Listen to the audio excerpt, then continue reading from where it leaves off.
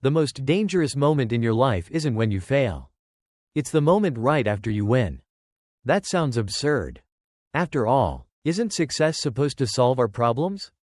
Isn't victory supposed to bring peace? Then why do so many people feel lost after achieving the very thing they once dreamed about?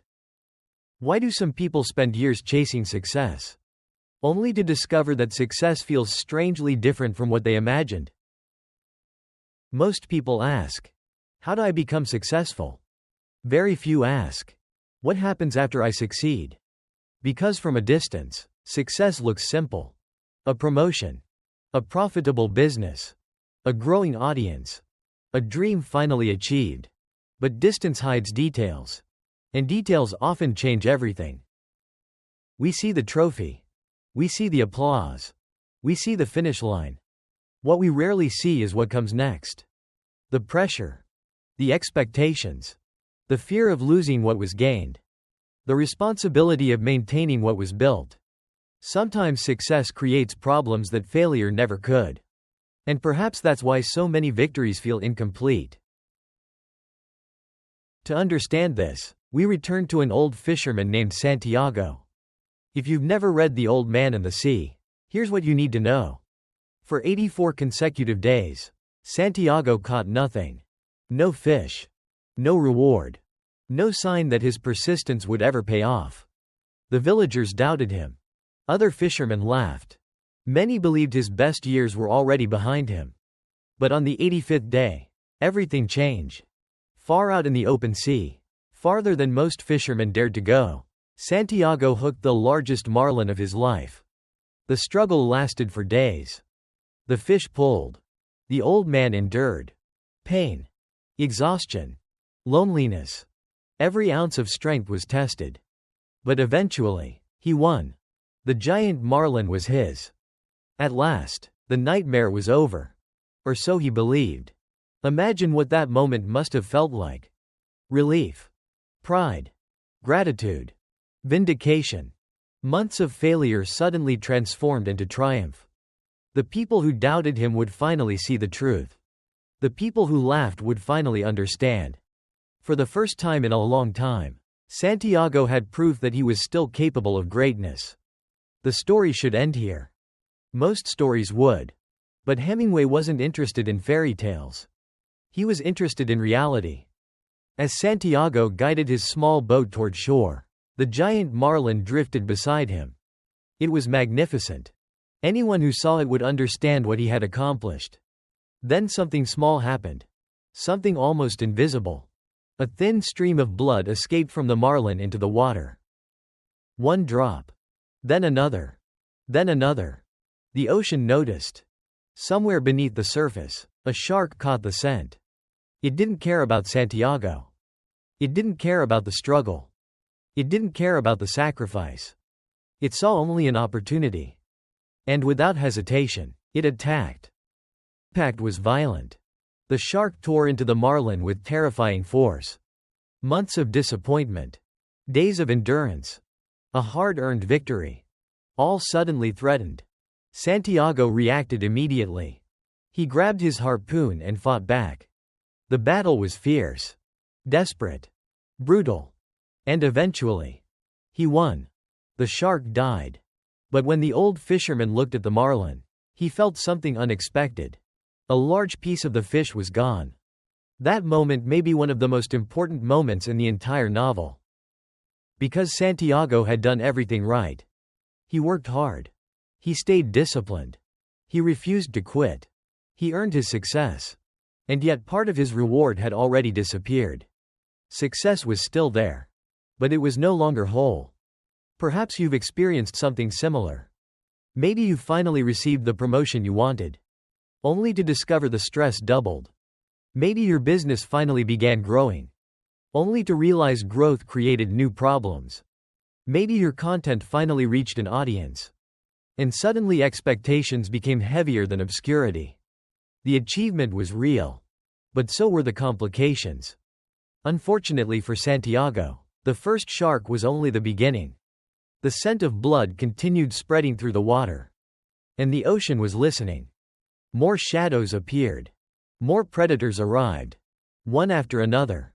The old fisherman slowly realized a painful truth. The battle he thought he had finished was far from over. As the sun moved across the sky, Santiago prepared himself once again. His hands were wounded. His body was exhausted. His strength was fading. But the sharks kept coming. And for the first time, a frightening question emerged. What if achieving the dream is not the hardest part? What if keeping it is? The sharks came again. And again. And again. Each attack stole another piece of the marlin. Each victory felt smaller than the one before. Santiago fought with everything he had left. But for every shark he drove away, another seemed ready to take its place.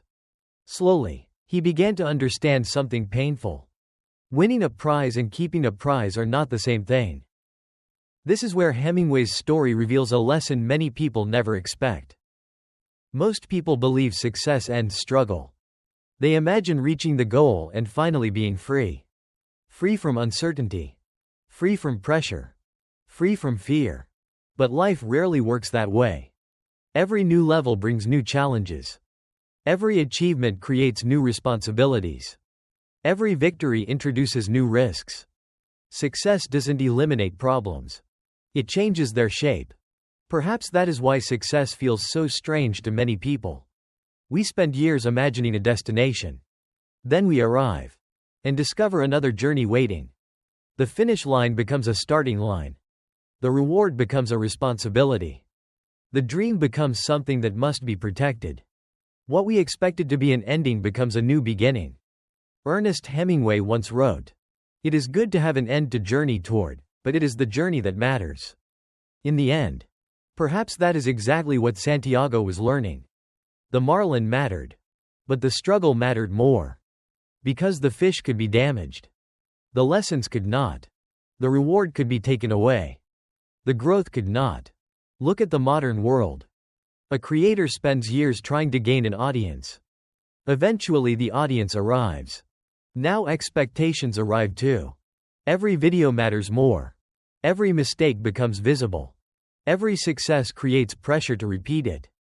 The struggle doesn't disappear. It evolves. An entrepreneur finally builds a successful company. The dream comes true. But now competitors appear. Employees depend on them. Customers expect consistency. Decisions become heavier. Success solved one set of problems. And introduced another. Peers and careers. A promotion feels exciting. Until responsibility grows. A higher salary feels rewarding. Until the pressure increases. A leadership position feels prestigious. Until difficult decisions become unavoidable. The title changes. The challenges change. The struggle remains. Even relationships follow this pattern. Many people focus on finding love. Far fewer focus on maintaining it. Starting a relationship is one challenge. Building a lasting relationship is another. Just as catching the marlin required effort, keeping something valuable often requires even more. The irony is that failure never attracts much attention. Success does. Nobody criticizes the person nobody notices. Nobody competes with the business that doesn't exist. Nobody attacks the dream that never became real. The moment something becomes valuable, it becomes visible. And visibility always attracts pressure. Just as blood attracted sharks. As Santiago drifted toward shore, most of the marlin was gone. The magnificent fish that once symbolized victory had become little more than a skeleton. At first glance, it looked like failure. But was it? The old fisherman had proven his courage. His discipline. His resilience. His refusal to surrender. The fish had been damaged. The man had not. And perhaps that distinction changes everything. Remember these words from the old man and the sea. A man can be destroyed but not defeated. The sharks destroyed the marlin. They destroyed the reward. They destroyed the proof Santiago hoped to bring home. But they could not destroy the part that mattered most. His spirit. His character. His willingness to continue fighting even when the outcome seemed hopeless. And maybe that is the true measure of success. Not what remains in your hands, but what remains inside you after everything else is gone. At last, Santiago reached the shore. Beside the boat remained only the enormous skeleton of the marlin. Some saw failure. Others saw greatness. And perhaps both were right.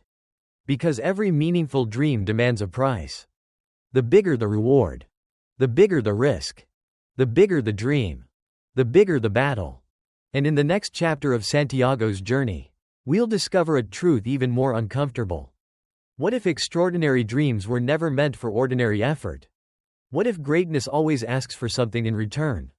Because the ocean still has one more lesson to teach. To be continued.